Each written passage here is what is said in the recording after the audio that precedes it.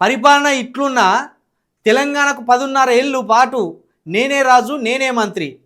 పాపం కేటీఆర్ గుండెల రౌతుబడ్డట్టు అవుతుంది కావచ్చు. ఈ పదే పదే రేవంత్ రెడ్డి ఇదే మాట అంటే కేటీఆర్ గుండెల రౌతుబడ్డట్టు అవుతుంది కావచ్చు. కేటీఆర్కు గుండెపోటు వచ్చినంత పని అవుతుంది కావచ్చు. ఊరిని వీడు ఇంత కాన్ఫిడెన్స్గా ఎట్లున్నాడు, ప్రజలంతా వ్యతిరేకిస్తున్నప్పటికీ కూడా నేనే 10.5 ఏళ్ల పాటు ముఖ్యమంత్రిని అని అసలు రేవంత్ రెడ్డి ఏ ధైర్యంతో అంటాడు అనేది కేటీఆర్కు గుండెల రాయబడ్డట్టు అవుతుందేమో, కలుక్కు అంటుందేమో. 10.5 ఏళ్ళు ముఖ్యమంత్రికి ఉంటే నా పని అయినట్టే అనుకొని కలుక్కు అంటుందేమో పాపం. నాకెవరు పోటీ కాదు, ఢిల్లీలో రేవంత్ వ్యాఖ్యలు, నీకు నువ్వే పోటీ పో, నీ అంత ముఖ్యమంత్రి ఉన్నాడు. ఇక్కడ ఒక్క మాటతోటే ఫెయిల్ అయిపోయాను. ఎన్టీఆర్ జాతీయ సొత్తు ఏంటిది, ఎట్లా జాతీయ సొత్తు చెప్పు?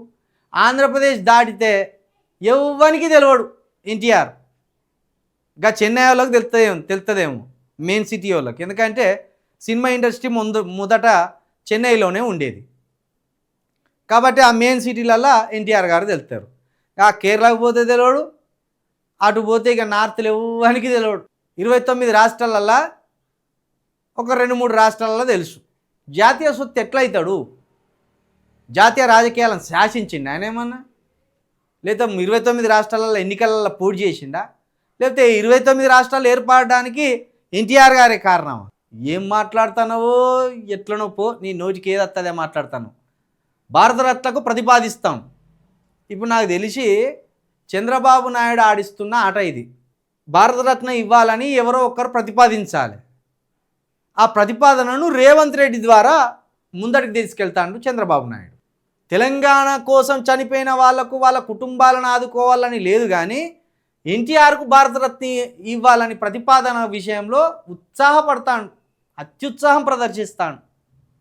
నువ్వు చెయ్యి, ఇదే పని చెయ్యి. తెలంగాణ సమాజం ఏం చేస్తుందో చూస్తాం.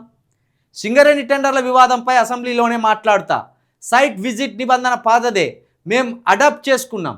ఓటుకు నోటు ఆధారాలు ఏవి ఫోరెనిక్స్ ల్యాబ్లో లేవు. కూర్చొని మాట్లాడుకుంటే నీటి సమస్యల పరిష్కారం. మీడియా చిట్ చాట్లో సీఎం రేవంత్ రెడ్డి వ్యాఖ్యలు.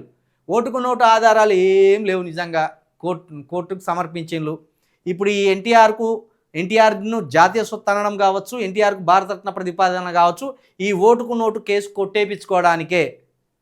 ఎందుకంటే మోడీ ఉన్నంత లోపు చంద్రబాబు నాయుడు కూడా ఓటుకు నోటు కేసులో నిందితుడే కదా. కాబట్టి వీళ్ళిద్దరు A2 A1 కదా. వీళ్ళిద్దరికి న్యాయం చేకూరాలంటే ఇగో ఇట్లా భారతరత్నకు మోడీ గారి దగ్గర అనుమతి తీసుకొని చంద్రబాబు నాయుడు కొట్టేపిస్తాడంట కేసు. దానికోసం ఇట్లాంటి పిచ్చి పిచ్చి ఆలోచనలు, పిచ్చి పిచ్చి మాటలు, పిచ్చి పిచ్చి ప్రతిపాదనలన్నీ పెట్టుకుంటా తెలంగాణ ప్రజలను, తెలంగాణ ఉద్యమాన్ని అవమానించే పని చేస్తున్నాడు రేవంత్ రెడ్డి గారు.